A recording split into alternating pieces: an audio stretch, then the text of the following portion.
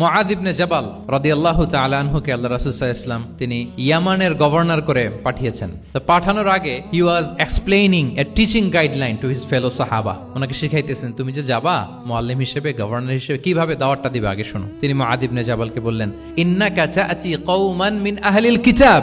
হে মুআয, জেনে রাখো এমন একটা এলাকায় তোমাকে পাঠাচ্ছি তারা কিন্তু আহলে কিতাব, মানে তারা হচ্ছে Jewish and Christian community, they are not Muslim, তারা কিন্তু ইহুদি খ্রিস্টান ওখানে। সো তুমি কিভাবে দাওয়াত দিবা? ফাদউহুম ইলা শাহাদাতি আন লা ইলাহা ইল্লাল্লাহ আন্না মুহাম্মাদুর রাসূলুল্লাহ। প্রথমে তাওহীদের দাওয়াত দিবা। আওয়াজ করে বলেন, প্রথমে দাওয়াত হবে কিসের?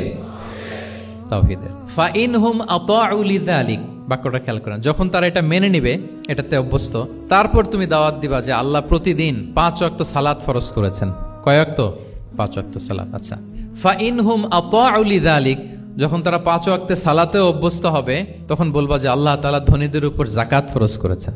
ফা ইনহুম আতাউ লিযালিক, যখন ওইটা মানবে এরপরে বলবা রমজানের রোজা ফরজ করেছেন।